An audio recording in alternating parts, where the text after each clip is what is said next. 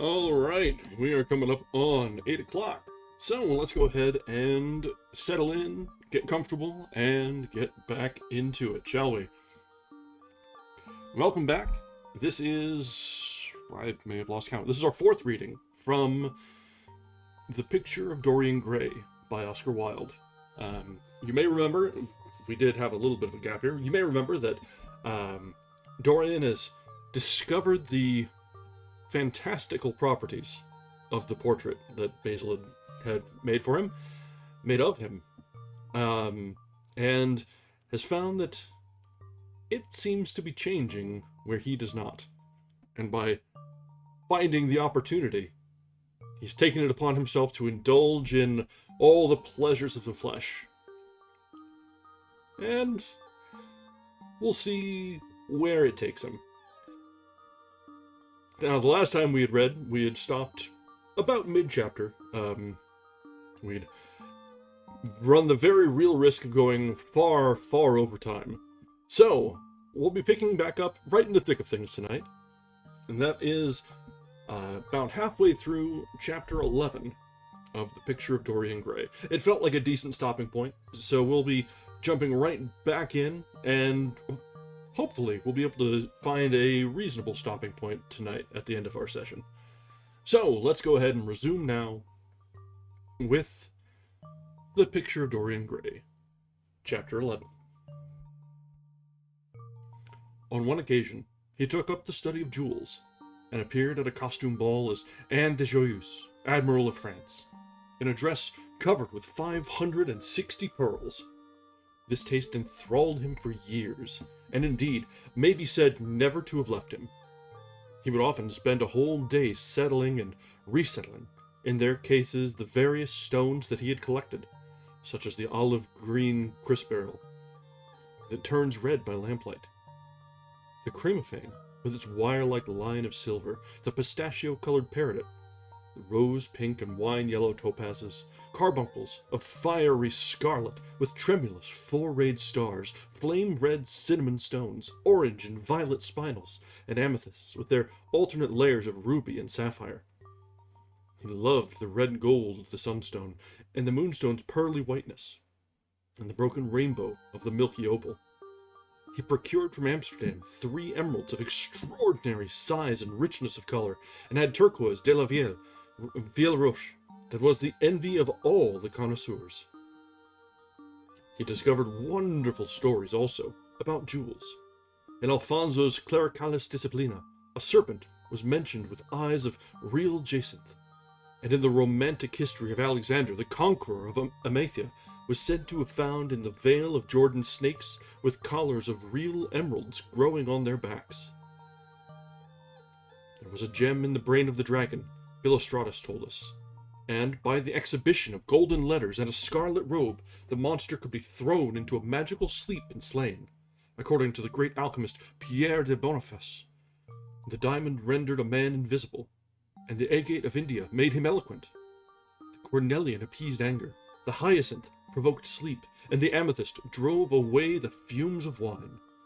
The garnet cast out demons, and the hydropicus deprived the moon of her color. The selenite waxed and waned with the moon, and the meloceus, that discovers thieves, could be affected only by the blood of kids. Leonardus Camillus had seen a white stone taken from the brain of a newly killed toad, that was a certain antidote against poison. The bezoar, that was found in the heart of the Arabian deer, was a charm that could cure the plague. In the nests of Arabian birds was the Aspilades, that, according to Democritus, kept the wearer from any danger by fire. I was about to make a comment, I just needed to get to the end of the paragraph. Yes, he's definitely becoming one of those crystal believers. The king of Ceylon rode through his city with a large ruby in his hand, as the ceremony of his coronation. The gates of the palace of John the priest were made of sardius, with the horn of the horned snake inwrought, so that no man might bring poison within. Over the gable were 2 golden apples, in which were 2 carbuncles, so that the gold might shine by day and the carbuncles by night. In Lodge's strange romance, a Marguerite of America. It was stated that in the chamber of the queen one could behold all the chaste ladies of the world, enchased out of silver, looking through fair mirrors of chrysolites, carbuncles, sapphires, and green emeralds.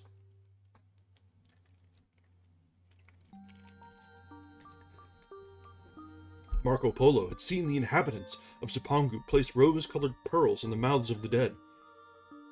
A sea monster had been enamored of the pearl that the diver brought to King Pirazes, and had slain the thief, and mourned for 7 moons over its loss. When the Huns lured the king into the great pit, he flung it away. Procopius tells the story, nor was it ever found again, though the Emperor Anastasius offered 500 weight of gold pieces for it. The king of Malabar had shown to a certain Venetian a rosary of 304 pearls, one for every god that he worshipped.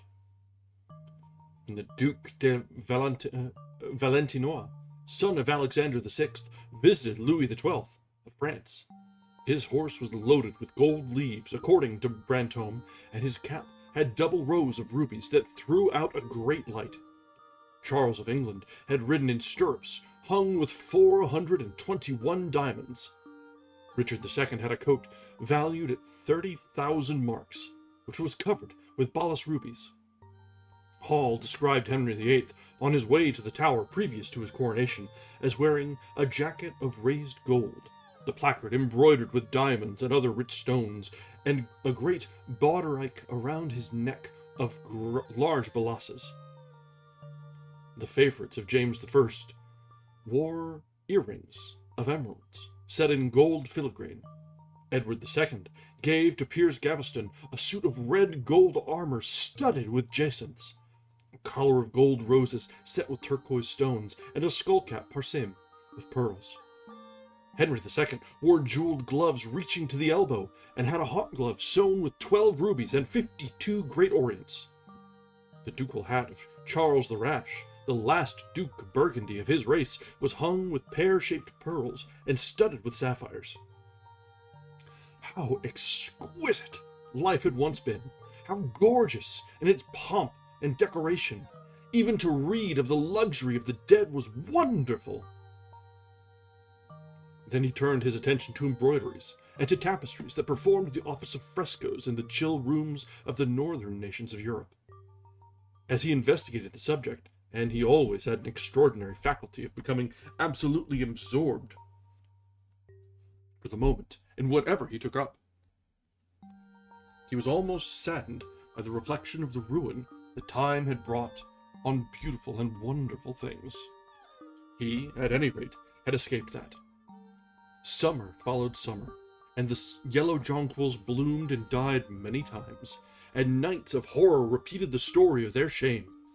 But he was unchanged. No winter marred his face or stained his flower-like bloom. How different it was with material things! Where had they passed to? Where was the great crocus-colored robe on which the gods fought against the giants that had been worked by brown girls for the pleasure of Athena? Where was the huge velarium that Nero had stretched across the Colosseum at Rome, that Titan's sail of purple on which was represented the starry sky, and Apollo driving a chariot drawn by white, gilt-reined steeds? He longed to see the curious table napkins wrought for the priest of the sun, on which were displayed all the dainties and viands that could be wanted for a feast.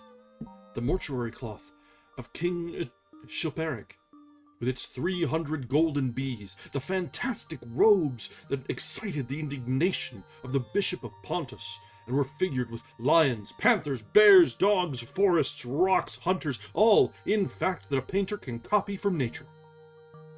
And the coat that Charles of Orleans once wore, on the sleeves of which were embroidered the verses of a song beginning Madame, je suis tout joyeux, the musical accompaniment of the words being wrought in gold thread, and each note of square shape in those days formed with 4 pearls.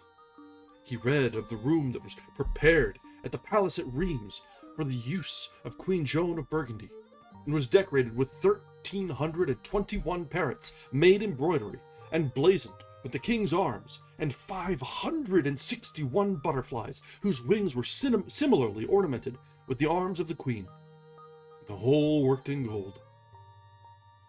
Catherine de' Medici had a mourning bed made for her of black velvet powdered with crescents and suns.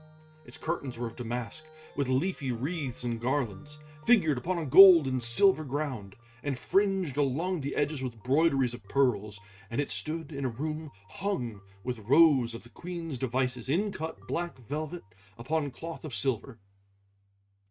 Louis XIV had gold embroidered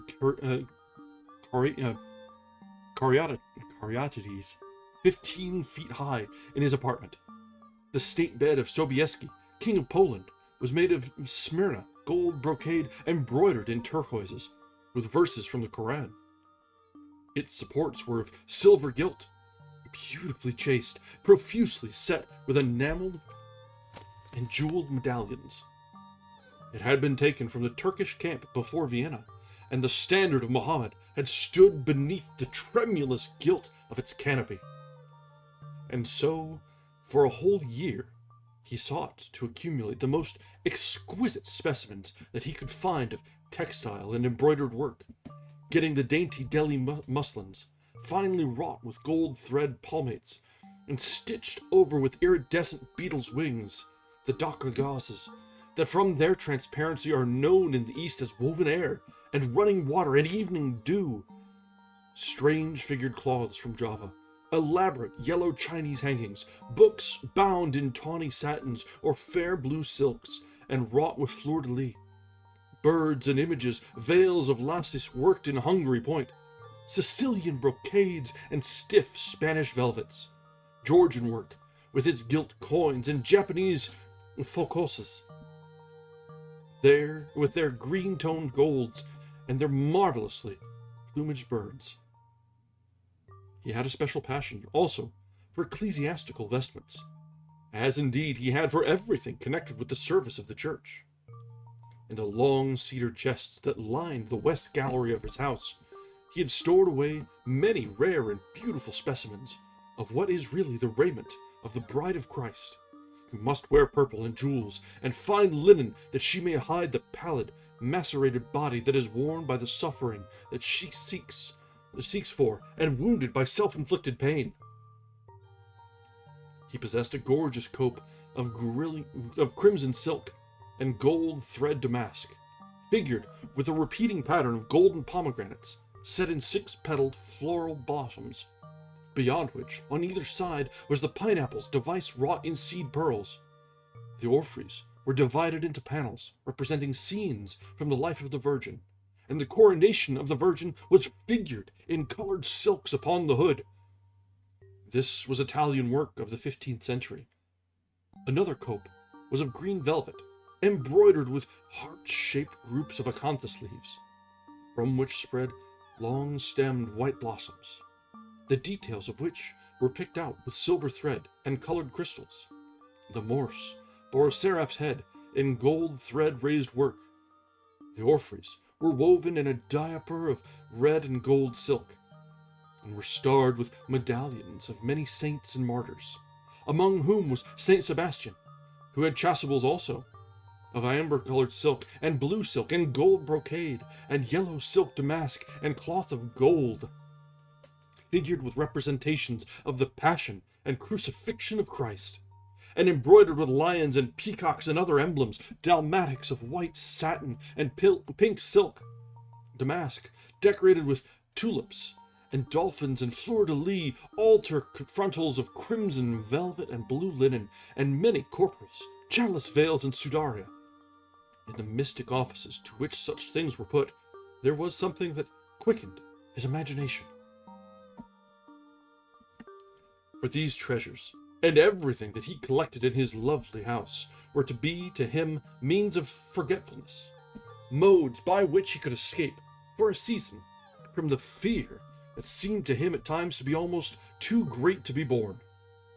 Upon the walls of the lovely locked room where he had spent so much of his boyhood, he had hung with his own hands the terrible portrait, whose changing features showed him the real degradation of his life, and in front of it had draped the purple and gold pall as a curtain.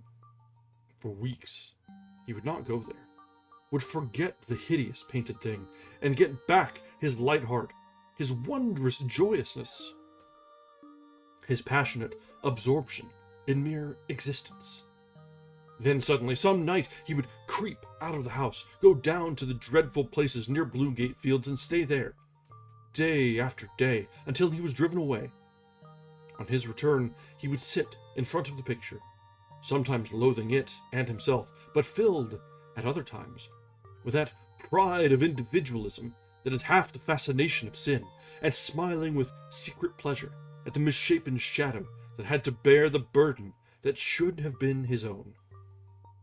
After a few years, he could not endure to be long out of England, and gave up the villa that he had shared at Trouville with Lord Henry, as well as the little white walled-in house at Algiers, where they had more than once spent the winter.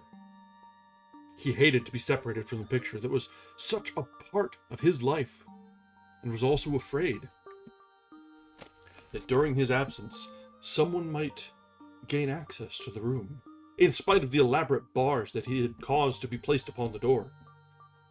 He was quite conscious that this would tell them nothing. It was true that the portrait still preserved, under all the foulness and ugliness of the face, its marked likeness to himself. But what could they learn from that? He would laugh at anyone who tried to taunt him. He had not painted it. What was it to him how vile and full of shame it looked? Even if he told them, would they believe it? Yet he was afraid.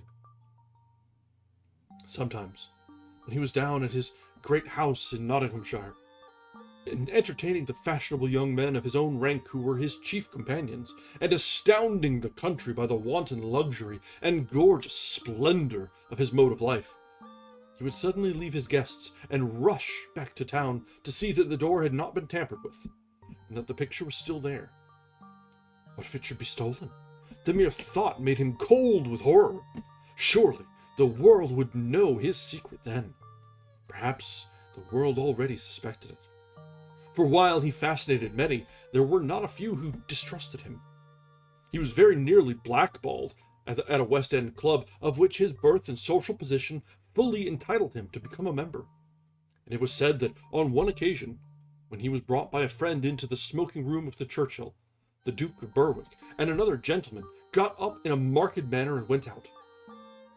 Curious stories became current about him after he had passed his 25th year. It was rumored that he had been seen brawling with foreign sailors in a low den in the distant parts of Whitechapel, and that he consorted with thieves and coiners and knew the mysteries of their trade. His extraordinary absences became notorious, and when he used to reappear again in society, men would whisper to each other in corners, or pass him with a sneer, or look at him with cold, searching eyes, as though they were determined to discover his secret. Of such insolences and attempted sights he, of course, took no notice, and in the opinion of most people, his frank, debonair manner, his charming boyish smile, and the infinite grace of that wonderful youth that seemed never to leave him, were in themselves a sufficient answer to calumnies, for so they termed them, that were circulated about him. It was remarked, however, that some of those who had been most intimate with him appeared, after a time, to shun him. Women who had wildly adored him, and for his sake had braved all social censure and set convention at defiance, were seen to grow pallid with shame or horror if Dorian Gray entered the room. Yet these whispered scandals only increased in the eyes of many his strange and dangerous charm. His great wealth was a certain element of security. Society, civilized society at least, is never very ready to believe anything to the detriment of those who are both rich and fascinating. It feels instinctively that manners are of more importance than morals, and, in its opinion, the highest respectability is of much less value than the possession of a good chef. And after all, it is a very poor consolation to be told that the man who has given one a bad dinner or poor wine is irreproachable in his private life. Even the cardinal virtues cannot atone for half-cold entrees, as Lord Henry remarked once, in a discussion on the subject, and there is, possibly, a good deal to be said for his view. For the canons of good society are, or should be, the same as the canons of art. Form is absolutely essential to it. It should have the dignity of a ceremony, as well as its unreality. It should combine the insincere character of a romantic play with the wit and beauty that makes such plays delightful to us. Is insincerity such a terrible thing? I think not. It is merely a method by which we can multiply our personalities. Such, at any rate, was Dorian Gray's opinion. He used to wonder at the shallow psychology of those who conceive the ego in man as a thing simple, permanent, reliable, and of one essence. To him, man was a being with myriad lives and myriad sensations, a complex, multiform creature that bore within itself strange legacies of thought and passion, and whose very flesh was tainted with the monstrous maladies of the dead. He loved to stroll through the gaunt, cold picture gallery of his country house and look at the various portraits of those whose blood flowed in his veins. Here was Philip Herbert, described by Francis Osborne in his memories on the reigns of Queen Elizabeth and King James as one who was caressed by the court for his handsome face, which kept him not long company. Was it young Herbert's life that he sometimes led? Had some strange poisonous germ crept from body to body till it had reached his own? Was it some dim sense of that ruined grace that had made him so suddenly, and almost without cause, give utterance, in Basil Hallward's studio, to the mad prayer that had so changed his life?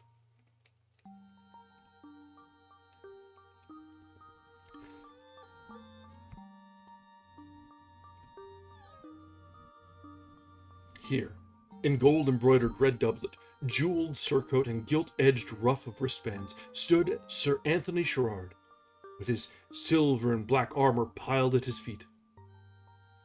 What had this man's legacy been? Had the lover of Giovanna of Naples bequeathed him some inheritance of sin and shame? Were his own actions merely the dreams that the dead man had not dared to realize? Here, from the fading canvas, smiled Lady Elizabeth Devereux, in her gauze hood, pearl stomacher, and pink-slashed sleeves. A flower was in her right hand, and her left clasped an enameled collar of white and damask roses. On a table by her side lay a mandolin and an apple. There were large green rosettes upon her little pointed shoes. He knew her life, and the strange stories that were told about her lovers. Had he something of her temperament in him? These oval, heavy-lidded eyes seemed to look curiously at him. What of George Willoughby, with his powdered hair and fantastic patches? How evil he looked! The face was saturnine and swarthy, and the sensual lips seemed to be twisted with disdain. Delicate lace ruffles fell over the lean yellow hands that were so overladen with rings. He had been a macaroni of the 18th century, and the friend, in his youth, of Lord Ferrars. What of the second Lord Beckenham? The companion of the Prince Regent in his wildest days, and one of the witnesses at the secret marriage with Mrs. Fitzherbert.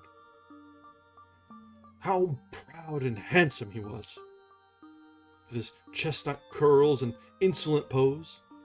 What passions had he bequeathed? The world had looked upon him as infamous. He had led the orgies at Carlton House. The star of the Garter glittered upon his breast. Beside him hung the portrait of his wife, a pallid, thin-lipped woman in black. Her blood also stirred within him. How curious it all seemed! and his mother with her Lady Hamilton face and her moist wine-dashed lips. He knew what he had got from her. He had got from her his beauty, and his passion for the beauty of others. She laughed at him in her loose bacchante dress. There were vine leaves in her hair. The purple spilled from the cup she was holding. The carnations of the painting had withered, but the eyes were still wonderful in their depth and brilliancy of color. They seemed to follow him wherever he went. Yet, one had ancestors in literature, as well as in one's own race. Nearer, perhaps, in type and temperament, many of them, and certainly with an influence of which one was more absolutely conscious. There were times when it appeared to Dorian Gray that the whole of history was merely the record of his own life. Not as he had lived it in act and circumstance, but as his imagination had created it for him.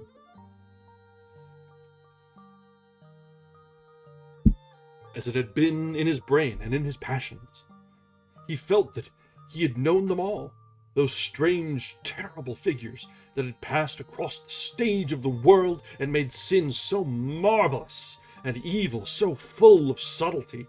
It seemed to him that in some mysterious way their lives had been his own.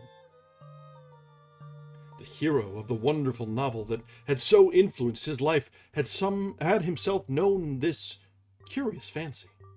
In the 7th chapter he tells how, crowned with laurel lest lightning might strike him, he had sat, as Tiberius, in a garden at Capri, reading the shameful books of Elephantis, while dwarfs and peacocks strutted round him, and the flute player mocked the swinger of the censer, and, at Caligula, had caroused with the green-shirted jockeys in their stables, and supped in an ivory manger with a jewel frontleted horse.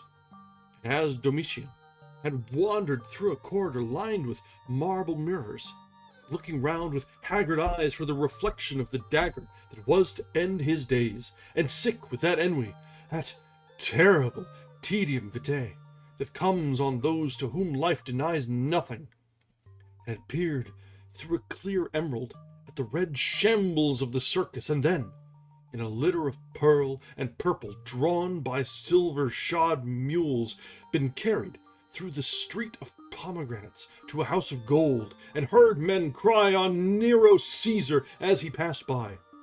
And, as Elagabalus had painted his face with colors and plied the distaff among the women, and brought the moon from Carthage and given her in mystic marriage to the sun. Over and over again Dorian used to read this fantastic chapter, and the 2 chapters immediately following, in which, as in some curious tapestries, or cunningly wrought enamels, were pictured the awful and beautiful forms of those whom vice and blood and weariness had made monstrous or mad.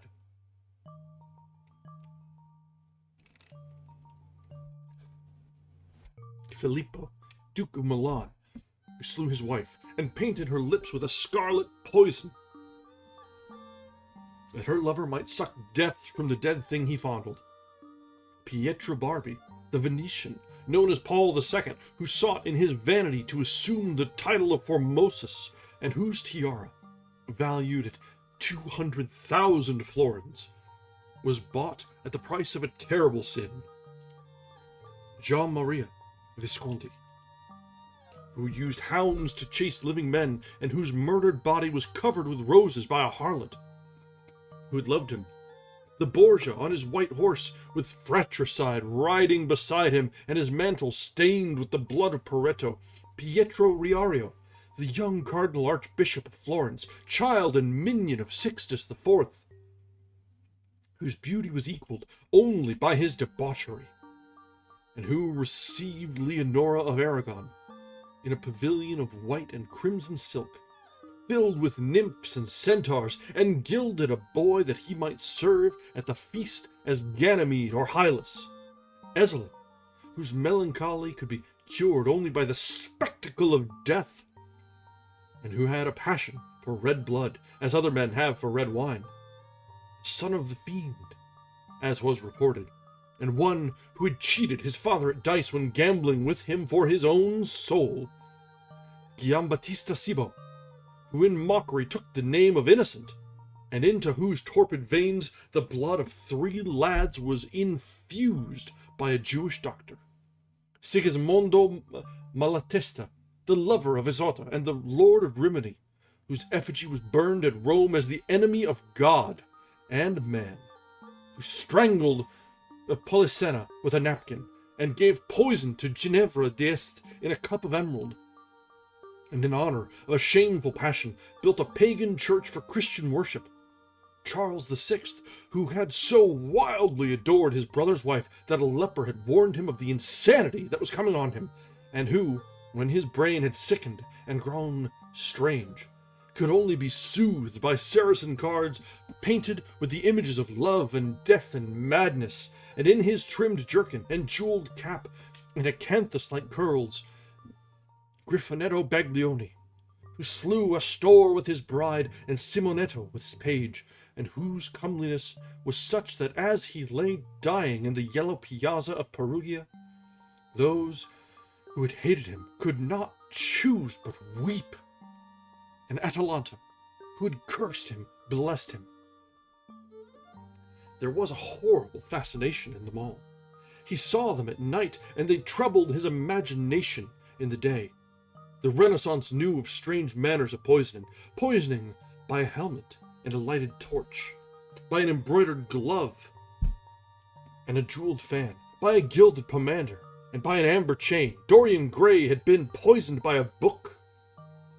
There were moments when he looked on evil simply as a mode through which he could realize his conception of the beautiful.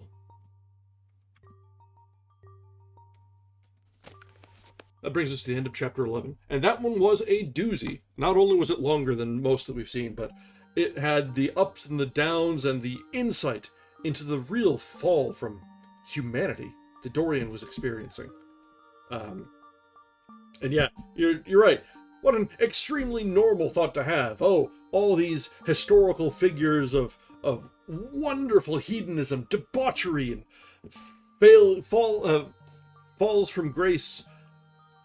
I could see myself in all of them. Oh my goodness. That's a very normal train of thought. It's like, oh yeah, no. All these historical figures and all these ancestors of mine, it's really all my story. And how everything was built up to me. Narcissus be damned. Sheesh.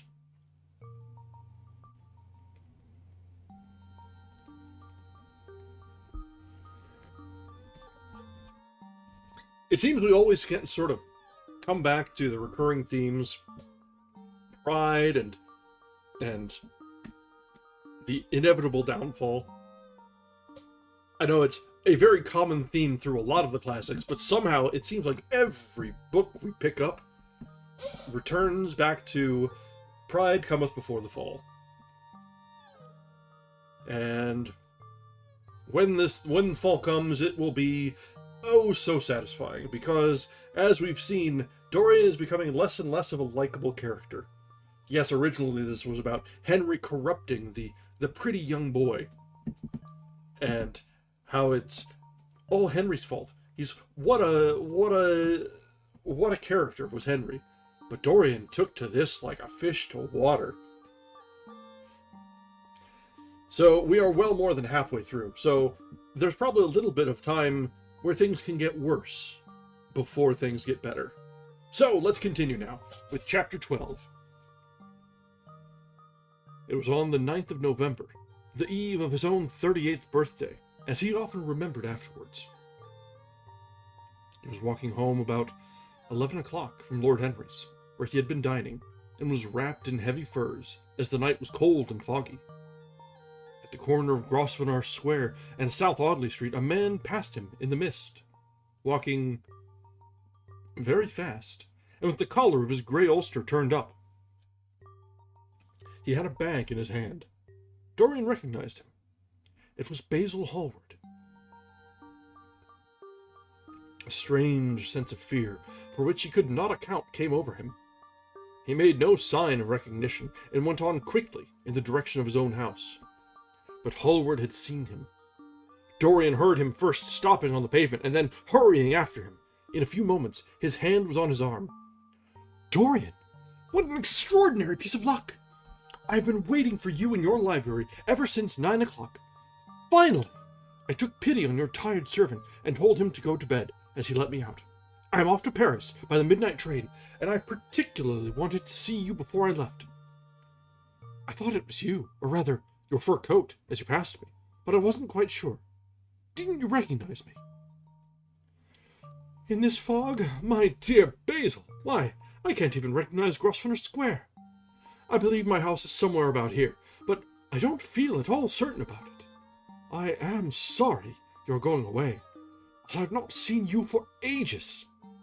But I suppose you will be back soon." "No. I'm going to be out of England for 6 months. I intend to take a studio in Paris, and shut myself up till I have finished a great picture I have in my head. However, it wasn't about myself I wanted to talk. Here we are at your door. Let me come in for a moment. I have something to say to you." "I shall be charmed. But won't you miss your train?" said Dorian Gray languidly, as he passed up the steps and opened the door with his latchkey. The lamplight struggled out through the fog, and Hallward looked at his watch. "I have heaps of time," he answered. "The train doesn't go till 12:15, and it is only just 11. In fact, I was on my way to the club to look for you when I met you. You see, I shan't have any delay about luggage, as I have sent on my heavy things. All I have with me is in this bag, and I can easily get to Victoria in 20 minutes. Dorian looked at him and smiled. "What a way for a fashionable painter to travel! A Gladstone bag and an ulster. Come in, or the fog will get into the house. And mind you don't talk about anything serious. Nothing is serious nowadays. At least, nothing should be." Hallward shook his head as he entered, and followed Dorian into the library. There was a bright wood fire blazing in the large open hearth. The lamps were lit, and an open Dutch silver spirit case stood, with some siphons of soda water and large cut glass tumblers, and on a little marqueterie table. "You see, your servant made me quite at home, Dorian. He gave me everything I wanted, including your best gold-tipped cigarettes. He is a most hospitable creature. I like him much better than the Frenchman you used to have. What has become of the Frenchman, by the by?" Dorian shrugged his shoulders. "I believe he married Lady Radley's maid, and has established her in Paris as an English dressmaker. Anglomany is the very fashionable over there, now I hear. It seems silly of the French, doesn't it? But do you know, he is not at all a bad servant. I never liked him, but I had nothing to complain about. One often imagines things that are quite absurd. He was really very devoted to me, and seemed quite sorry when he went away. Have another brandy and soda? Or would you like a hock and seltzer? I always take hock and seltzer myself. There is sure to be some in the next room." "Thanks, I won't have anything more," said the painter, taking off his cap and coat, and throwing them on the bag that he had placed in the corner. "And now, my dear fellow, I want to speak to you seriously. Don't frown like that. You make it so much more difficult for me." "What is this all about?" cried Dorian, in his petulant way, flinging himself down on the sofa. "I hope it is not about myself. I am tired of myself tonight. I should like to be somebody else." "It is about yourself," answered Hallward in his grave, deep voice. "I must say it to you. I shall only keep you half an hour." Dorian sighed and lit a cigarette. "Half an hour," he murmured. "It is not much to ask of you, Dorian, and it is entirely for your own sake that I am speaking. I think it right that you should know that the most dreadful things are being said against you in London."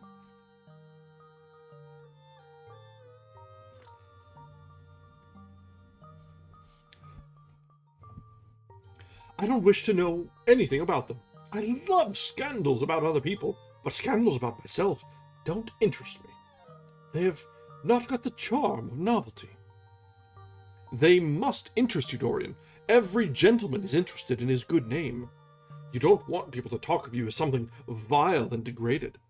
Of course, you have your position, and your wealth, and all that kind of thing, but position and wealth are not everything.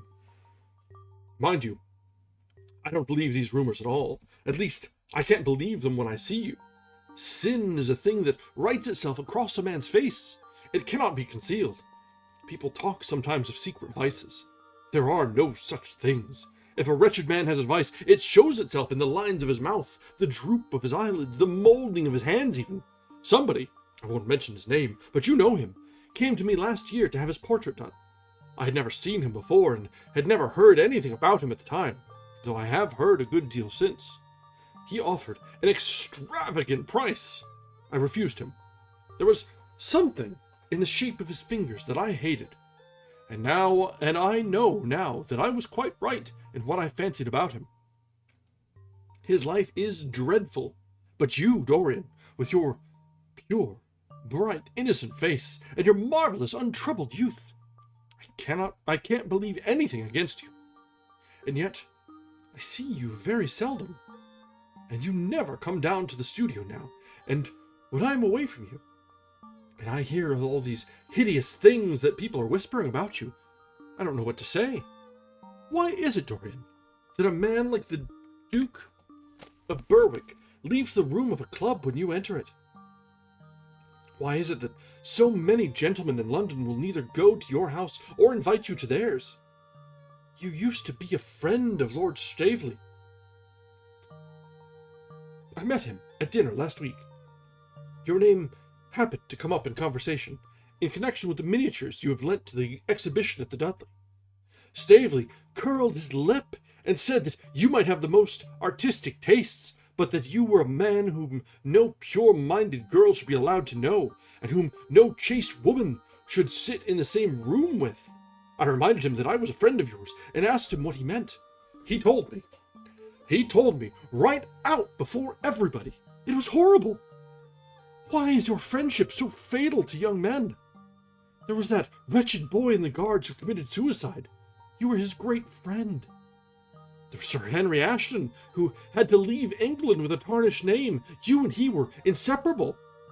What about Adrian Singleton and his dreadful end? What about Lord Kent's only son and his career? I met his father yesterday in St. James Street. He seemed broken with shame and sorrow. What about the young Duke of Perth? What sort of life has he got now? What gentleman would associate with him? Stop, Basil. You're talking about things of which you know nothing, said Dorian Gray, biting his lip and with a note of infinite contempt in his voice. You ask me why Berwick leaves a room when I enter it. It is because I know everything about his life, not because he knows anything about mine. With such blood as he has in his veins, oh, could his record be clean? You asked me about Henry Ashton and young Perth. Did I teach the one his vices and the other his debauchery? If Kent's silly son takes his wife from the streets, what is that to me? If Adrian Singleton writes his friend's name across a bill, am I his keeper? I know how people chatter in England. The middle classes air their moral prejudices over their gross dinner tables and whisper about what they call the profligacies of their betters in order to try and pretend that they are in smart society and on intimate terms with the people they slander. In this country, it is enough for a man to have distinction and brains for every common tongue to wag against him. And what sort of lives do these people who pose as being moral lead themselves? My dear fellow, you forget that we are in the native land of the hypocrite. Dorian, cried Hallward, that is not the question. England is bad enough, I know, and English society is all wrong. That is the reason why I want you to be fine. You have not been fine. One has a right to judge of a man by the effect he has over his friends. Yours seem to lose all sense of honor, of goodness, of purity. You have filled them with a madness for pleasure, They've gone down into the depths. You led them there. Yes, you led them there, and yet you can smile as you are smiling now. And there is worse behind. I know you and Harry are inseparable. Surely, for that reason, if for none other, you should not have made his sister's name a byword. Take care, Basil. You go too far. I must speak, and you must listen. You shall listen. When you met Lady Gwendolen, not a breath of scandal had ever touched her. Is there a single decent woman in London now who would drive with her in the park? Why, even her children are not allowed to live with her. Then there are other stories that you have been creeping at dawn out of dreadful houses and slinking in disguise into the foulest dens in London. Are they true? Can they be true? When I first heard them, I laughed. I hear them now, and they make me shudder. What about your country house, and the life that is led there? Dorian, you don't know what is said about you. I won't tell you that I don't want to preach to you. I remember Harry saying once that every man who turned himself into an amateur curate for the moment always began by saying that, and then proceeded to break his word. I do want to preach to you. I want you to lead such a life as will make the world respect you. I want you to have a clean name and a fair record. I want you to get rid of the dreadful people you associate with. Don't shrug your shoulders like that. Don't be so indifferent. You have a wonderful influence. Let it be for good, not for evil. They say that you corrupt everyone with whom you become intimate, and that it is quite sufficient for you to enter a house for shame of some kind to follow after. I don't know whether it is so or not. How should I know? But it is said of you. I am told things that it seems impossible to doubt. Lord Gloucester was one of my greatest friends at Oxford. He showed me a letter that his wife had written to him when she was dying alone in her villa at Mentone. Your name was implicated in the most terrible confession I ever read. I told him that it was absurd, that I knew you thoroughly, and that you were incapable of anything of the kind. Know you? I wonder, do I know you? Before I could answer that, I should have to see your soul. To see my soul, muttered Dorian Gray, starting up from the sofa and turning almost white from fear. Yes, answered Hallward gravely, with a deep-toned sorrow in his voice, to see your soul. But only God can do that. A bitter laugh of mockery broke from the lips of the younger man. You shall see it yourself, tonight, he cried, seizing a lamp from the table. Come, it is your own handiwork. Why shouldn't you look at it? You can tell the world all about it afterwards if you choose. Nobody would believe you. If they did believe you, they would like me all the better for it. I know the age better than you do, though you will prate about it so tediously. Come, I tell you, you have chattered enough about corruption. Now, you shall look on it face to face. There was the madness of pride in every word he uttered. He stamped his foot upon the ground in his boyish, insolent manner. He felt a terrible joy at the thought that someone else was to share his secret, and that the man who had painted the portrait was the origin of all this. His shame was to be burdened for the rest of his life with the hideous memory of what he had done. Yes, he continued, coming closer to him and looking steadfastly into his stern eyes, I shall show you my soul. You shall see the thing that you fancy only God can see. Hallward started back. This is blasphemy, Dorian, he cried. You must not say things like that. They are horrible, and they don't mean anything. You think so? He laughed again. I know so. As for what I said to you tonight, I said it for your good. You know I have always been a staunch friend to you. Don't touch me. Finish what you have to say. A twisted flash of pain shot across the painter's face. He paused for a moment, and a wild feeling of pity came over him. After all, what right had he to pry into the life of Dorian Gray? If he had done a tithe of what was rumored about him, how much he must have suffered? Then he straightened himself up and walked over to the fireplace and stood there, looking at the burning logs with their frost-like ashes and their throbbing cores of flame. "I am waiting, Basil," said the young man in a hard, clear voice. He turned round. "What I have to say is this. You must give me some answer to these horrible charges that are made against you. If you tell me that they are absolutely untrue from beginning to end, I shall believe you. Deny them, Dorian, deny them! Can't you see what I am going through? My God! Don't tell me that you are bad and corrupt and shameful." Dorian Gray smiled with a curl of contempt in his lips. "Come upstairs, Basil," he said quietly. "I keep a diary of my life from day to day, and it never leaves the room in which it is written. I shall show it you if you come with me." "I shall come with you, Dorian, if you wish it. I see I have missed my train. That makes no matter.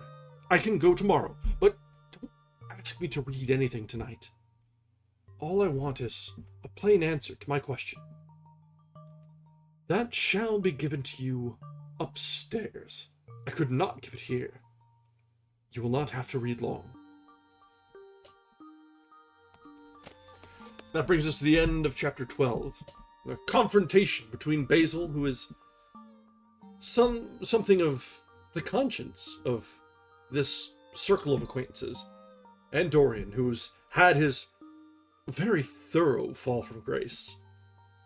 And it seems that Dorian is going to be getting some sort of twisted pleasure for inflicting pain on Basil, because we are certain, absolutely certain, that Basil seeing the painting will cause him pain. There is no way out of it. There's no way to argue against it. But now it's just a matter of waiting for that pain to play out. And so we come now to this, our next episode of the Victorian era Maury. Or Jerry, or whatever your poison of choice of daytime TV is.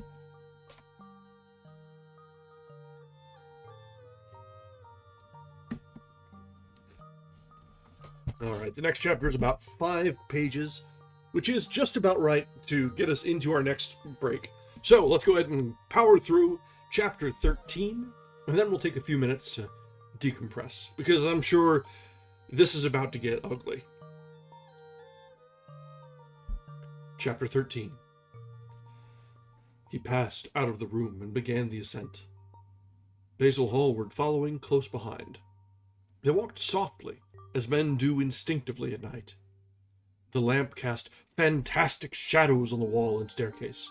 A rising wind made some of the windows rattle. When they reached the top landing, Dorian set the lamp down on the floor, and taking out the key, turned it in the lock. "You insist on knowing, Basil?" he asked in a low voice. "Yes, I am delighted," he answered, smiling. Then he added, somewhat harshly, "You are the one man in the world who is entitled to know everything about me. You have had more to do with my life than you think." And taking up the lamp, he opened the door and went in.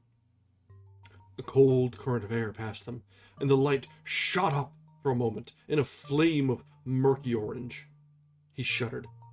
"Shut the door behind you," he whispered, as he placed the lamp on the table. Hallward glanced around him, and with a puzzled expression. The room seemed as if it had not been lived in for years.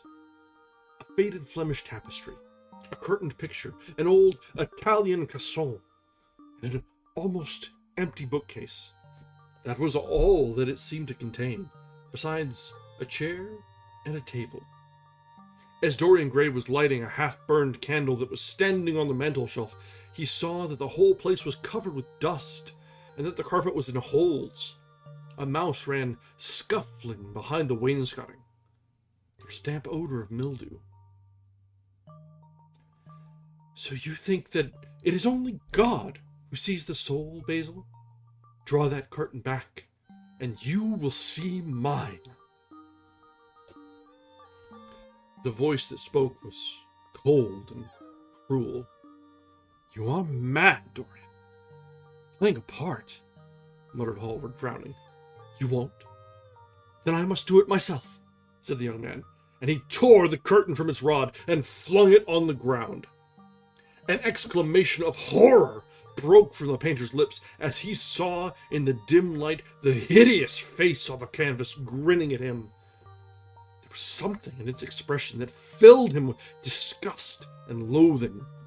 Good heavens! It was Dorian Gray's own face that he was looking at. The horror, whatever it was, had not yet entirely spoiled that marvelous beauty. There was still some gold in the thinning hair, and some scarlet on the sensual mouth. The sodden eyes had kept something of the loveliness of their blue. The noble curves had not yet completely passed away from the chiseled nostrils and from the plastic throat. Yes, it was Dorian himself, but who had done it? He seemed to recognize his own brushwork, and the frame was his own design. The idea was monstrous. Yet he felt afraid. He seized the lighted candle and held it to the picture. In the left-hand corner was his own name, traced in long letters of bright vermilion. It was some foul parody, some infamous, ignoble satire. He had never done that. Still, it was his own picture. He knew it. And he felt as if his blood had changed in a moment from fire to sluggish ice. His own picture. What did it mean? Why had it altered? He looked and turned and looked at Dorian Gray with the eyes of a sick man.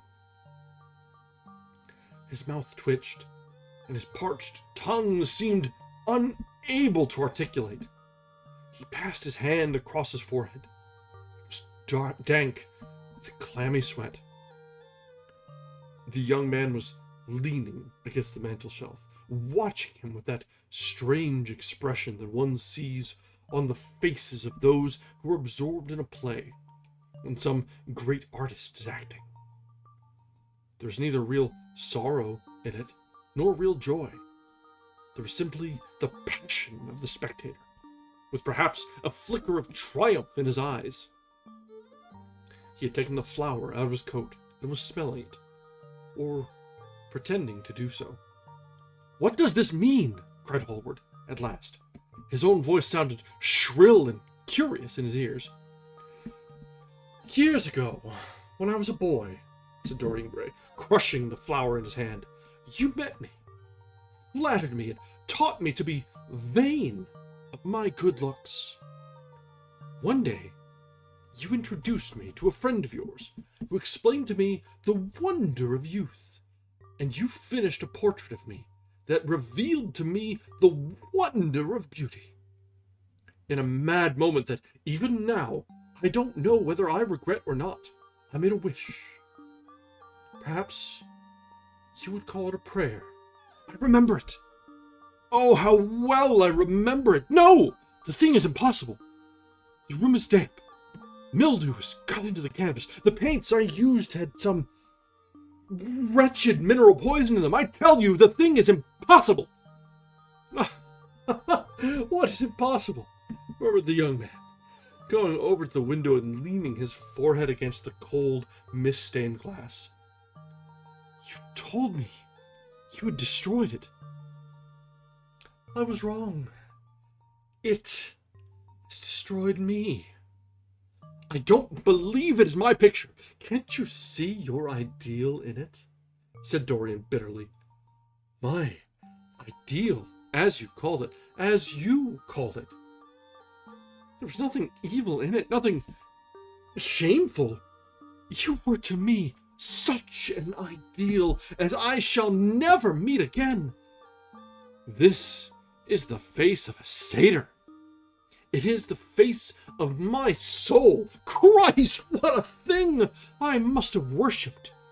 It has the eyes of a devil. Each of us has heaven and hell in him, Basil, cried Dorian, with a wild gesture of despair. Hallward turned again to the portrait and gazed at it. My God, if it is true, he exclaimed, and this is what you have done with your life, why, you must be worse even than those who talk against you fancy you to be. He held the light up again to the canvas and examined it. The surface seemed to be quite undisturbed, as he had left it. From within, apparently, that the foulness and horror had come. Through some strange quickening of inner life, the leprosies of sin were slowly eating the thing away. The rotting of a corpse in a watery grave was not so fearful. His hand shook, and the candle fell from its socket on the floor and lay there sputtering. He placed his foot on it and put it out. Then he flung himself into the rickety chair that was standing by the table and buried his face in his hands. Good God, Dorian! What a lesson! What an awful lesson! There was no answer, but he could hear the young man sobbing at the window.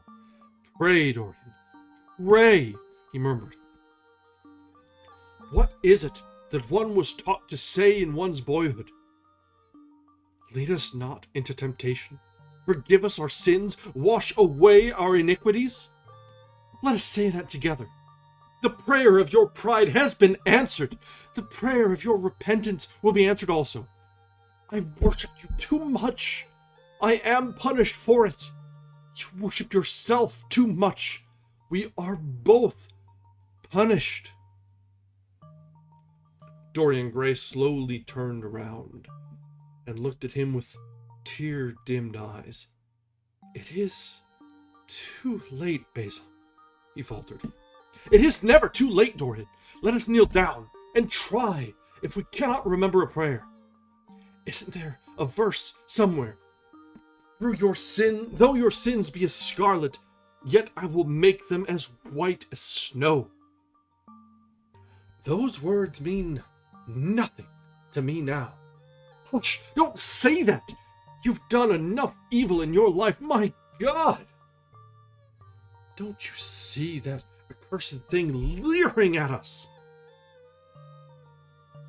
Dorian Gray glanced at the picture, and suddenly an uncontrollable feeling of hatred for Basil Hallward came over him, as though it had been suggested to him by the image on the canvas.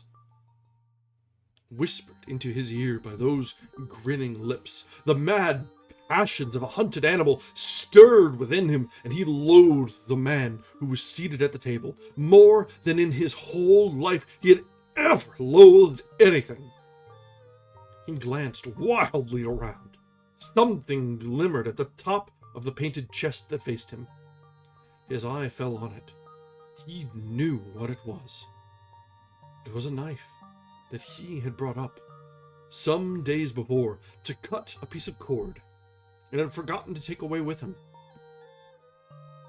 He moved slowly towards it, passing Hallward as he did so. As soon as he got behind him, he seized it and turned round.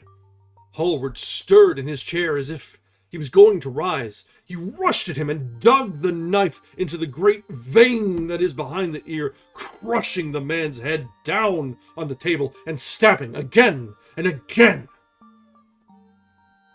There was a stifled groan and the horrible sound of someone choking with blood.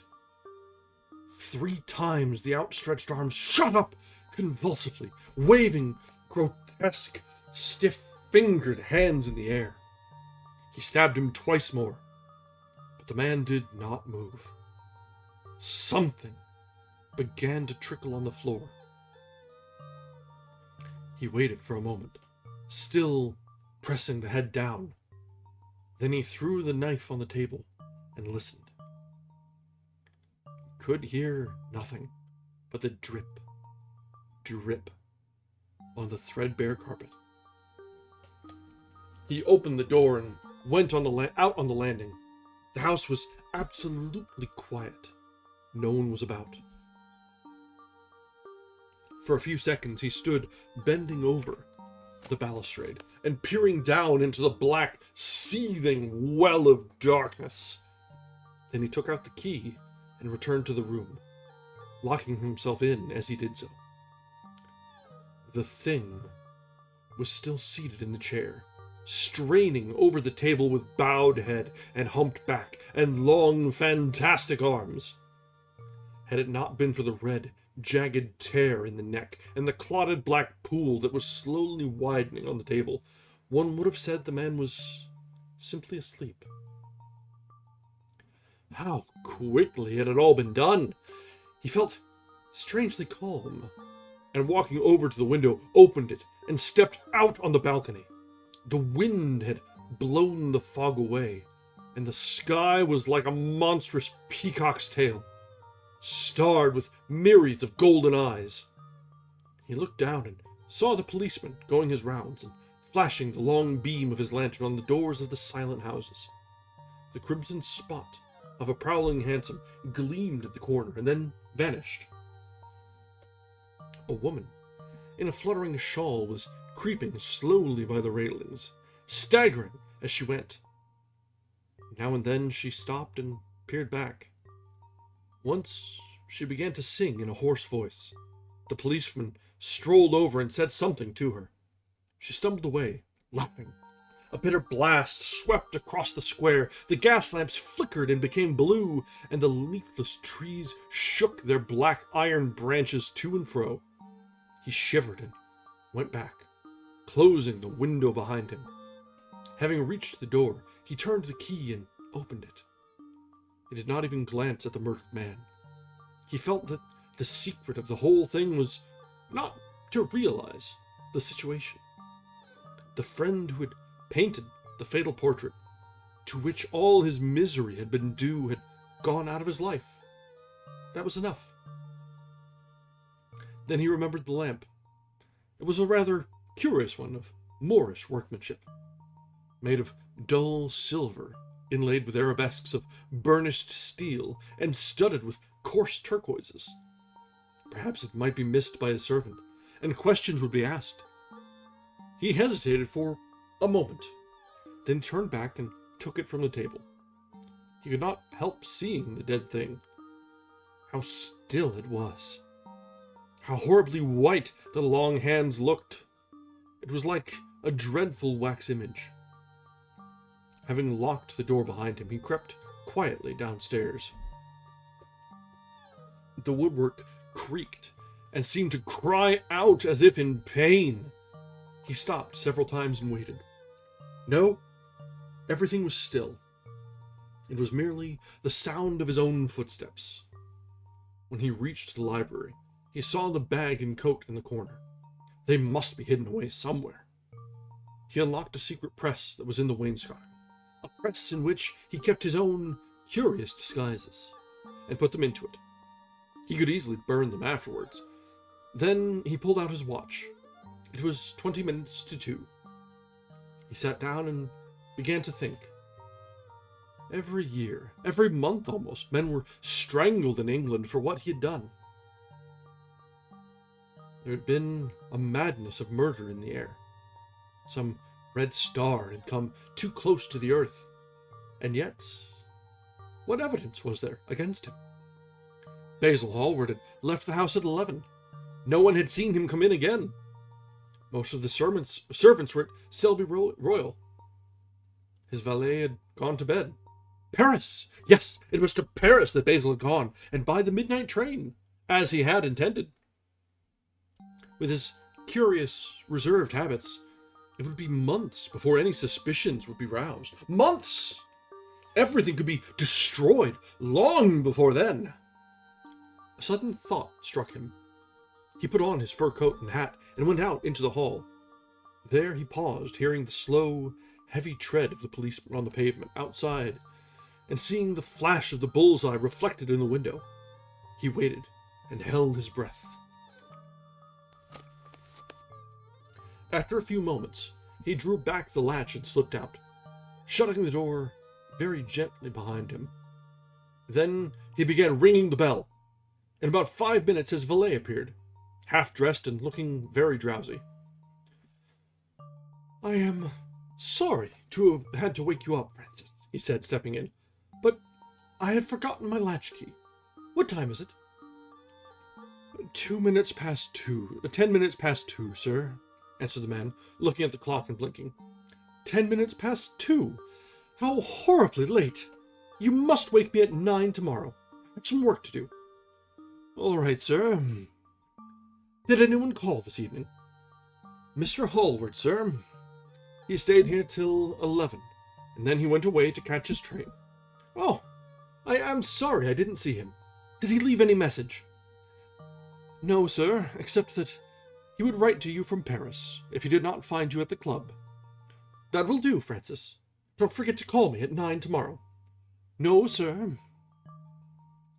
The man shambled down the passage in his slippers. Dorian Gray threw his hat and coat upon the table and passed into the library. For a quarter of an hour, he walked up and down the room, biting his lip and thinking. Then he took down the blue book from one of the shelves and began to turn over the leaves. Alan Campbell, 152 Hertford Street, Mayfair. Yes, that was the man he wanted. That brings us to the end of chapter 13 and the end of Basil Hallward. All right, so yeah, that ended every bit as well as we might have expected. I expected some sort of extravagant explosion of temper, not a cold-blooded murder there. Wow, that was a twist, for sure. All right, with that, let's go ahead and take a few minutes. I need to top up my drink and stretch my legs. So let's be back in just a few minutes, and we will continue with chapter 14 when we return. Thanks!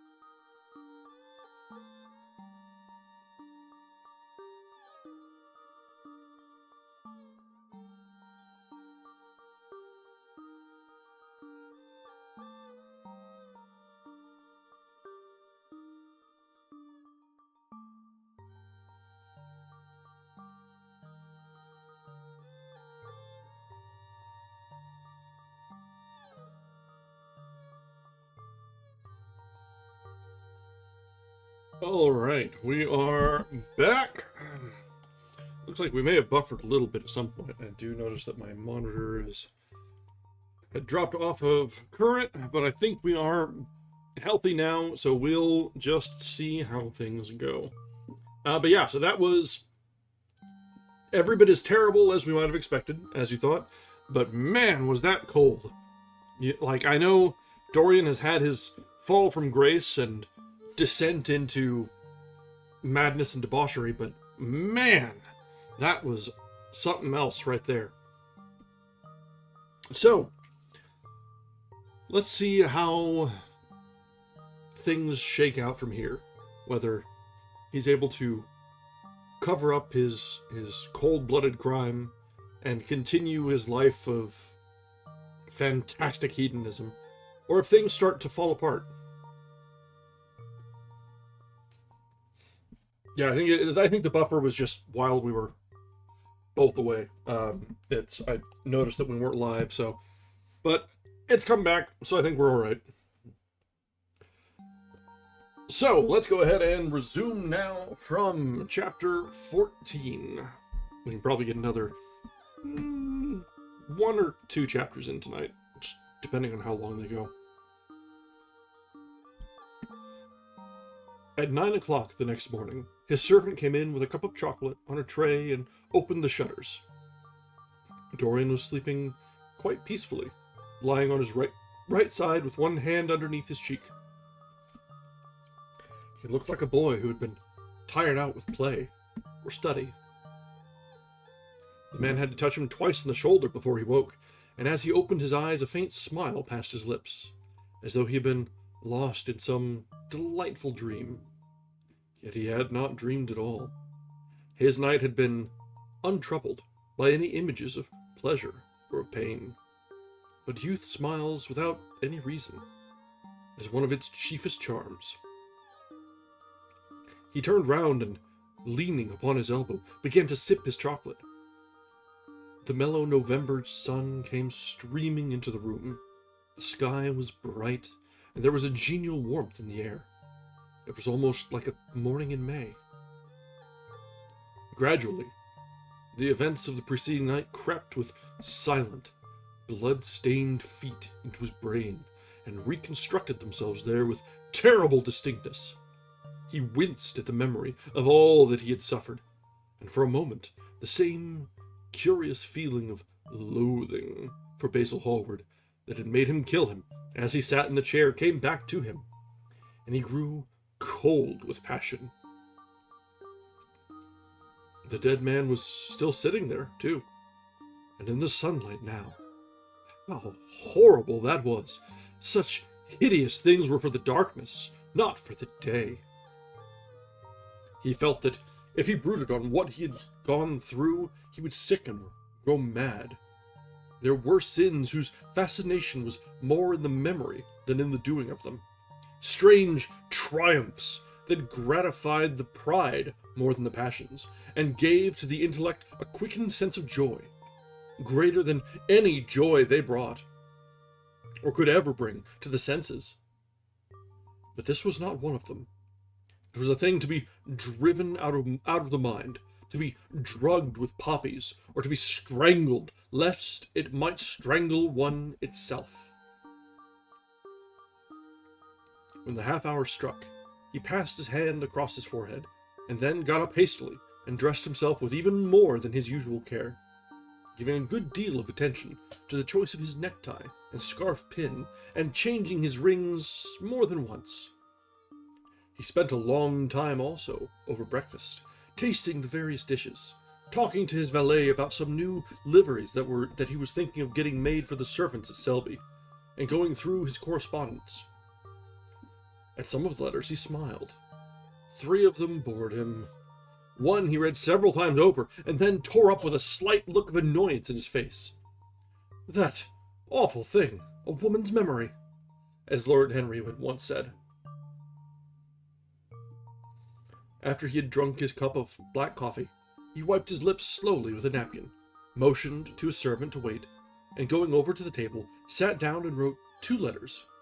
One he put in his pocket, and the other he handed to the valet. Take this round to 152 Hertford Street, Francis, and if Mr. Campbell is out of town, get his address. As soon as he was alone, he lit a cigarette and began sketching upon a piece of paper, drawing first flowers and bits of architecture, then human faces. Suddenly, he remembered that every face that he drew seemed to have a fantastic likeness to Basil Hallward. He frowned and, getting up, went over to the bookcase and took out a volume at hazard. He was determined that he would not think about what had happened until it became absolutely necessary that he should do so. When he had stretched himself on the sofa, he looked at the title page of the book. It was Gautier's Amour et Camé, Charpentier's Japanese paper edition, with the Jacquemart etching. The binding was of citron green leather, with a design of gilt trellis work and dotted pomegranates. It had been given to him by Adrian Singleton. As he turned over the pages, his eyes fell on the poem about the hand of Lacenaire, and the cold yellow hand du supplice encore mal lavé, with its downy red hairs and its dogues de fond. He glanced at his own white taper fingers, shuddering slightly in spite of himself, and passed on, till he came to those lovely stanzas upon Venice. Oh, there's a French poem. Brace yourselves.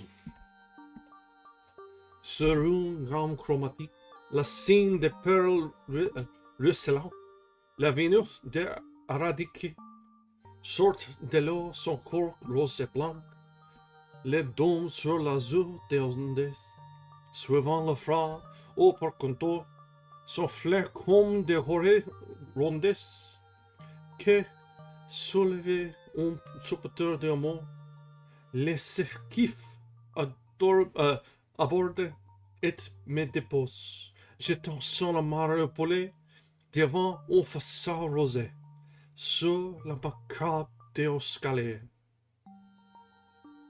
How exquisite they were! As one read them, one seemed to be floating down the green waterways of the pink and pearl city, seated in a black gondola with silver prow and trailing curtains. The mere lines looked to him like those straight lines of turquoise blue that follow one as one pushes out to the Lido. The sudden flashes of color reminded him of the gleam of the opal and Irish-throated birds that flutter round the tall honeycombed campanile, or stalk with such stately grace through the dim, dust-stained arcades. Leaning back with half-closed eyes, he kept saying over and over to himself, devant un façade rosé, sur les marbres d'un escalier. See, the secret, I don't know whether or not my French is actually improved, but with confidence, you can fake it.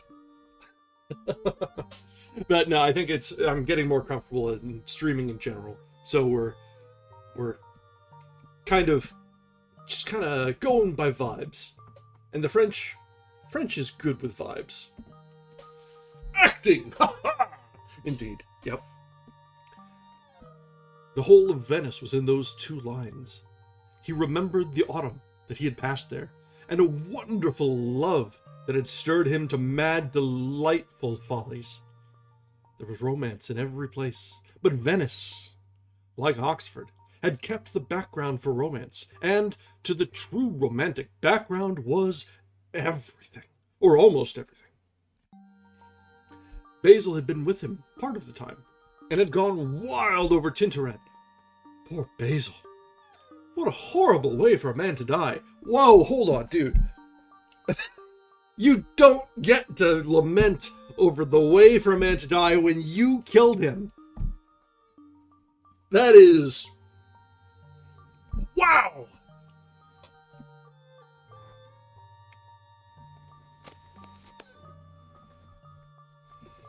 He sighed and took up the volume again and tried to forget.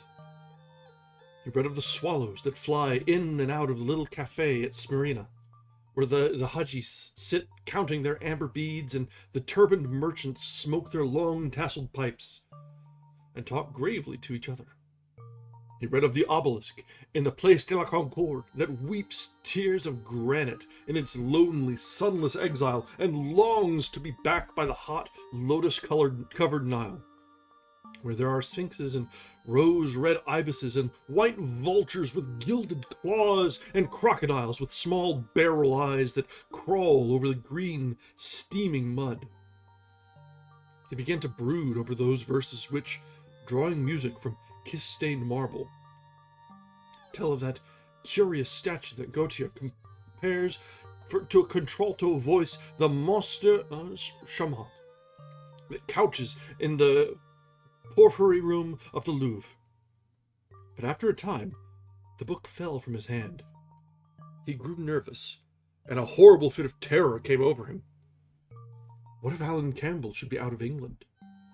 Days would elapse before he could come back. Perhaps he might refuse to come. What could he do then? Every moment was of vital importance. They had been friends once, 5 years before, almost inseparable indeed. Then the intimacy had come suddenly to an end. When they met in society now, it was only Dorian Gray who smiled. Alan Campbell never did. He was an extremely clever young man, though he had no real appreciation of the visible arts, and whatever little sense of the beauty of poetry he possessed, he had gained entirely from Dorian. His dominant intellectual passion was for science.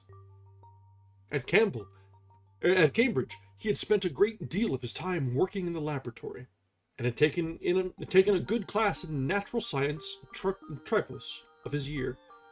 Indeed, he was still devoted to the study of chemistry, and had a laboratory of his own in which he used to shut himself up all day long, greatly to the annoyance of his mother, who had set her heart on his standing for Parliament, and had a vague idea that a chemist was a person who made up prescriptions. He was an excellent musician, however, as well, and played both the violin and the piano better than most amateurs. In fact, it was music that had first brought him and Dorian Gray together. Music that was indefinable attraction that Dorian seemed to be able to exercise whenever he wished, and indeed exercise often without being conscious of it. They had met at Lady Berkshire's, the night that Rubinstein played there, and after that used to be always seen together at the opera and wherever good music was going on. For 18 months their intimacy lasted. Campbell was always either at Selby Road or in Grosvenor Square. To him, as to many others, Dorian Gray was the type of everything that is wonderful and fascinating in life. Whether or not a quarrel had taken place between them, no one ever knew, but suddenly people remarked that they scarcely spoke when they met, and that Campbell seemed always to go away early from any party in which Dorian Gray was present.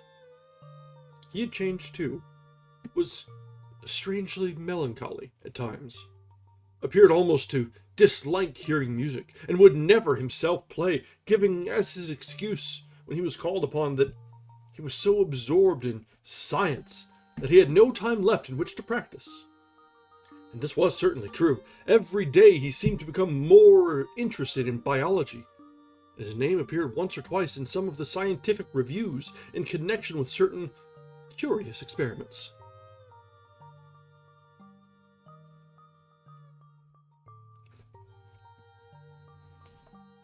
This was the man Dorian Gray was waiting for. Every second he kept glancing at the clock. As the minutes went by, he became horribly agitated. At last, he got up and began to pace up and down the room, looking like a beautiful caged thing. He took long, stealthy strides. His hands were curiously cold. The suspense became unbearable. Time seemed to be crawling with feet of lead, while he, by monstrous winds, was being swept towards the jagged edge of some black cleft of precipice. He knew what was waiting for him there, saw it indeed, and, shuddering, crushed with dank hands his burning lids, as though he would have robbed the very brain of sight and driven the eyeballs back into their cave. It was useless. The brain had its own food on which it battened, and the imagination, made grotesque by terror, twisted and distorted as a living thing by pain, danced like some foul puppet on a stand and grinned through moving masks. Then, suddenly, time stopped for him. Yes, that blind, slow-breathing thing crawled no more, and horrible thoughts, time being dead, raced nimbly on in front, and dragged a hideous future from its grave, and showed it to him. He stared at it. Its very horror made him stone. At last, the door opened, and his servant entered. He turned glazed eyes upon him. "Mr. Campbell, sir," said the man. A sigh of relief broke from his parched lips, and the color came back to his cheeks. "Ask him to come in at once, Francis." He felt that he was himself again. His mood of cowardice had passed away. The man bowed and retired. In a few moments, Alan Campbell walked in, looking very stern and rather pale, his pallor being intensified by his coal-black hair and dark eyebrows.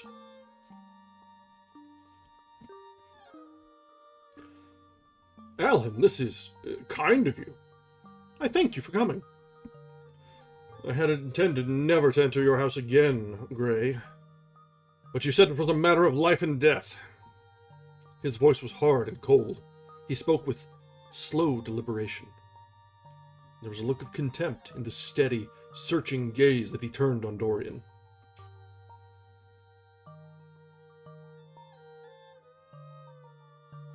He kept his hands in the pockets of his astrakhan coat, and seemed not to have noticed the gesture with which he had been greeted.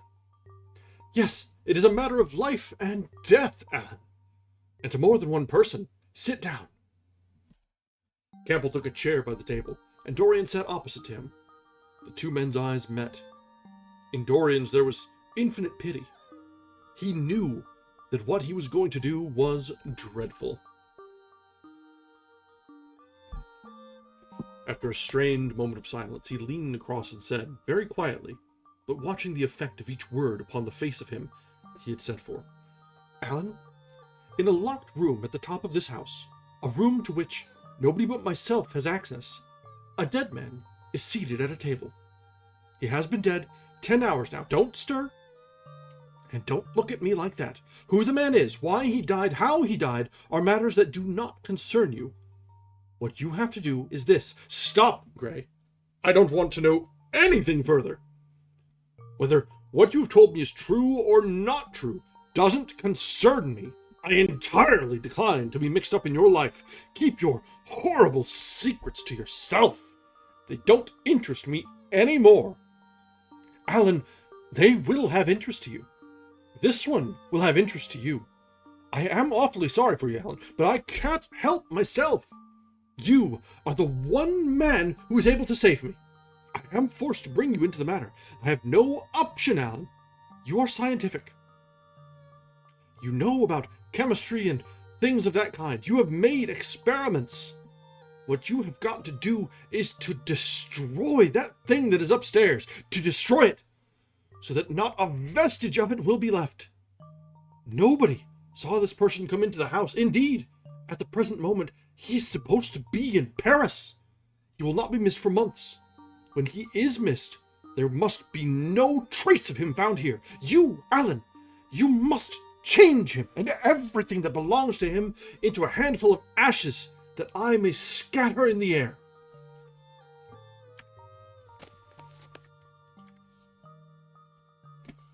You are mad, Dorian. I was waiting for you to call me Dorian. You are mad, I tell you. Mad to imagine that I would raise a finger to help you. Mad to make this monstrous confession. I will have nothing to do with this matter, whatever it is. Do you think I'm going to peril my reputation for you? What is it to me what devil's work you are up to? It was suicide, Alan. I am glad of that, but who drove him to it? You, I should fancy. Do you still refuse to do this for me? Of course I refuse.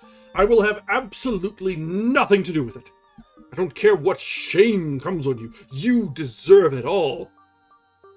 I would not be sorry to see you disgraced, publicly disgraced. How dare you ask me, of all men in the world, to mix myself up in this horror?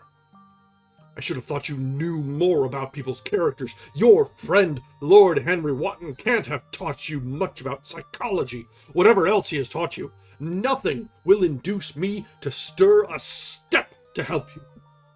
You've come to the wrong man. Go to some of your friends. Don't come to me. Alan, it was murder. I killed him. You don't know what he made me suffer. Whatever my life is, he had more to do with the making of the marring of it than poor Henry has had. He may not have intended it. The result was the same. Murder! Good God, Dorian, is that what you have come to? I shall not inform upon you. It is not my business. Besides, without my stirring in the matter, you are certain to be arrested. Nobody ever commits a crime without doing something stupid. But I will have nothing to do with it. You must have something to do with it. Wait a moment, listen to me. Only listen, Alan. All I ask of you is to perform a certain scientific experiment. You go to hospitals and dead houses, and the horrors that you do there don't affect you. If in some hideous dissecting room or fetid laboratory you find this man lying on a leaden table with red gutters scooped out in it for the blood to flow through, you would simply look upon him as an admirable subject. You would not turn a hair. You would not believe that you were doing anything wrong. On the contrary, you would probably feel that you were benefiting the human race, or increasing the sum of knowledge in the world, or gratifying intellectual curiosity, or something of that kind. What I want you to do is merely what you have done so often before. Indeed, to destroy a body must be far less horrible than what you are accustomed to work at. And remember, it is the only piece of evidence against me. If it is discovered, I am lost. And it is sure to be discovered unless you help me. I have no desire to help you. You forget that. I am simply indifferent to the whole thing. It has nothing to do with me. Alan, I entreat you. Think of the position I am in. Just before you came, I almost fainted with terror. You may know terror yourself someday. No, don't think of that. Look at the matter purely from the scientific point of view. You don't inquire where the dead things are. Things on which you experiment come from. Don't inquire now. I have told you too much as it is. But I beg you to do this. We were friends once, Alan. Don't speak about those days, Dorian. They are dead. The dead linger sometimes. The man upstairs will not go away. He is sitting at the table with bowed head and outstretched arms. Alan, if you don't come to my assistance, I am ruined. Why, they will hang me, Alan. Don't you understand? They will hang me for what I have done. There is no good in prolonging this scene. I absolutely refuse to do anything in the matter. It is insane of you to ask me. You refuse? Yes. I entreat you, Alan. It is useless. The same look of pity came into Dorian Gray's eyes. Then he stretched out his hand, took a piece of paper, and wrote something on it. He read over it twice, folded it carefully, and pushed it across the table. Having done this, he got up and went over to the window. Campbell looked at him in surprise, then took up the paper and opened it. As he read it, his face became ghastly pale, and he fell back on his chair. A horrible sense of sickness came over him. He felt as if his heart was beating itself to death in some empty hollow. After 2 or 3 minutes of terrible silence, Dorian turned round and stood behind him, putting his hand upon his shoulder. "I am so sorry for you, Alan," he murmured. "But you leave me no alternative. I have a letter written already. Here it is. You see the address. If you don't help me, I must send it. If you don't help me, I will send it. You know what the result will be. But you are going to help me. It is impossible for you to have refused now. I tried to spare you. You will do me the justice to admit that. You were stern, harsh, offensive. You treated me as no man has ever dared to treat me, no living man, at any rate. I bore it all. Now it is for me to dictate terms." Campbell buried his face in his hands, and a shudder passed through him. "Yes, it is my turn to dictate terms, Ellen. You know what they are. The thing is quite simple. Come, don't work yourself into this fever. The thing has to be done. Face it, and do it." A groan broke from Campbell's lips, and he shivered all over. The ticking of the clock on the mantelpiece seemed to him to be dividing time into separate atoms of agony, each of which was too terrible to be borne. He felt as if an iron ring was being slowly tightened round his forehead, as if the disgrace with which he was threatened had already come upon him. The hand upon his shoulder weighed like a hand of lead. It was intolerable. It seemed to crush him. "Come, Alan, you must decide at once." "I cannot do it," he said mechanically, as though words could alter things. "You must. You have no choice. Don't delay." He hesitated a moment. Is there a fire in the room upstairs?" "Yes, there is a gas fire with asbestos." "I shall have to go home and get some things from the laboratory." "No, Ellen, you must not leave the house. Write out on a sheet of notepaper what you want, and my servant will take a cab and bring the things back to you." Campbell scrawled a few lines, blotted them, and addressed an envelope to his assistant. Dorian took a note up and read it carefully. Then he rang the bell and gave it to his valet, with orders to return as soon as possible and to bring the things with him. As the hall door shut, Campbell started nervously, and having got up from the chair, went over to the chimney-piece. He was shivering with a kind of ague. For nearly 20 minutes, neither of the men spoke. A fly buzzed noisily about the room, and the ticking of the clock was like the beat of a hammer. As the chime struck 1, Campbell turned around, and looking at Dorian Gray, saw that his eyes were filled with tears. There was something in the purity and refinement of that sad face that seemed to enrage him. "You are infamous! Absolutely infamous!" he muttered. "Hush, Alan. You saved my life," said Dorian. "Your life? Good heavens, what a life that is! You've gone from corruption to corruption, and now you have culminated in crime. In doing what I am going to do, what you force me to do. It is not of your life that I am thinking."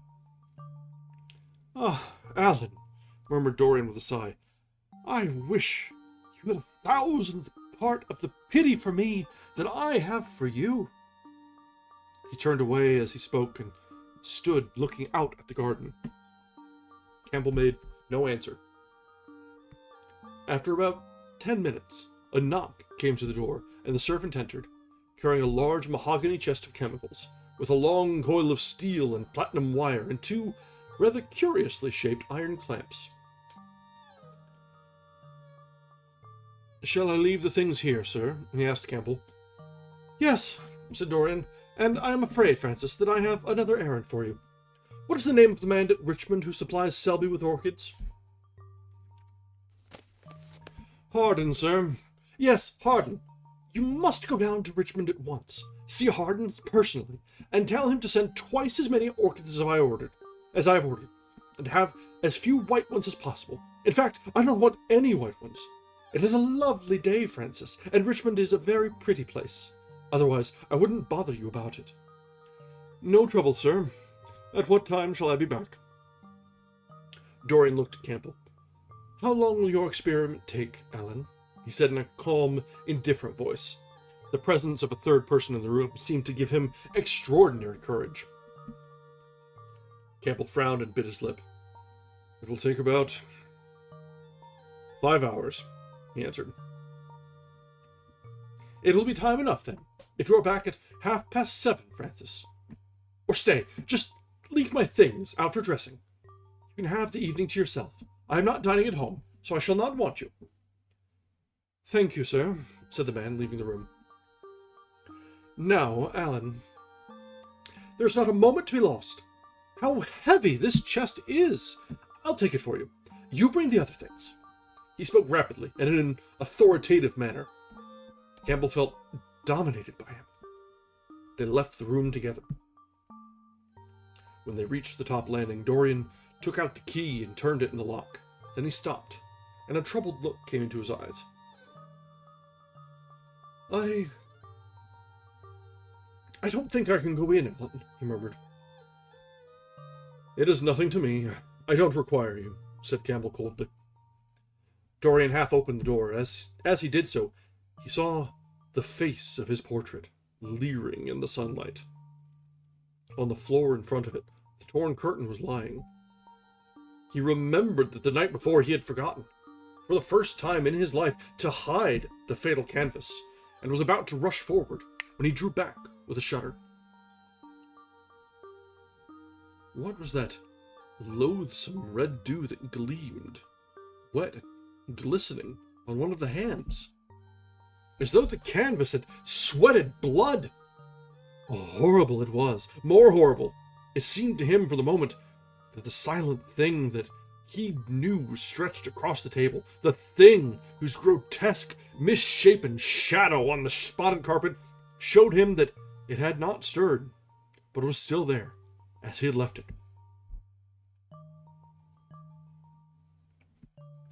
He heaved a deep breath, opened the door a little wider, and with half-closed eyes and averted head, walked quickly in, determined that he would not look even once upon the dead man.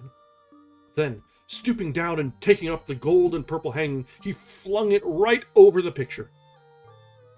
There he stopped, feeling afraid to turn round, and his eyes fixed themselves on the intricacies of the pattern before him. He heard Campbell bring in the heavy chest and the irons and the other things that he had required for his dreadful work. He began to wonder if he and Basil Hallward had ever met, and if so, what they had thought of each other. Leave me now, said a stern voice behind him. He turned and hurried out, just conscious that the dead man had been thrust back into the chair, and that Campbell was gazing into a glistening yellow face. As he was going downstairs, he heard the key being turned into lock. It was long after 7 when Campbell came back into the library. He was pale, but absolutely calm. I have done what you asked me to do, he muttered. And now, goodbye. Let us never see each other again. You have saved me from ruin, Alan. I cannot forget that, said Dorian simply. As soon as Campbell was left, he went upstairs. There was a horrible smell of nitric acid in the room, but the thing that had been sitting at the table was gone. That brings us to the end of chapter 14, wherein Dorian does a little bit of Breaking Bad. A little bit more successfully than Breaking Bad did. At least for the first go-round.